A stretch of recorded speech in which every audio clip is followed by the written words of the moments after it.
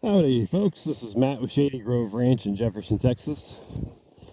Here to give you a little bit of high density grazing advice. This is really good. There's going to be a really good information in this video regarding paddock size with respect to your cattle.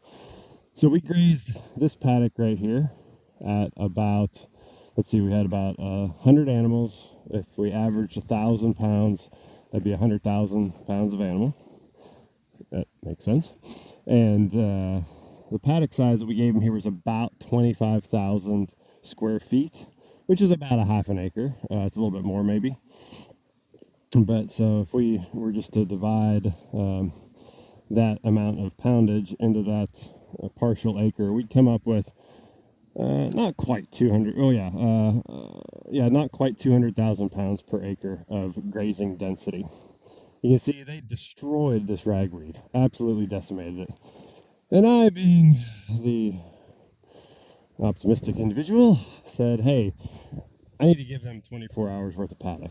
And so I gave them this next paddock, which was really more than that even, because we got chicken loading today, like a lot of chicken loading, and it was supposed to last them last night, all day today, maybe even into the next day. So I was like, all right, we're going to give them a couple, maybe 3 acres right here. And you can see what happened. They didn't touch the ragweed.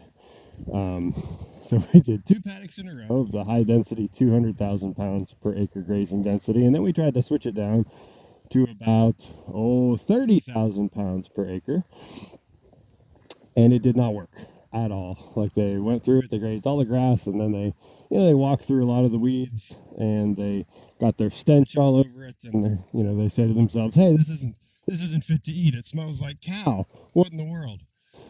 So, we noticed this phenomenon years ago. As soon as you give animals a new paddock, give a group of animals a new paddock, they walk in, they take a quick calculation of how much area they have, and then they decide, what do we need to eat right now? And it's not that they disdain ragweed, it's just that it is not their absolute top choice. So what they do is they go around and they eat all the fancy grass, like down to a nub, and it filled them up.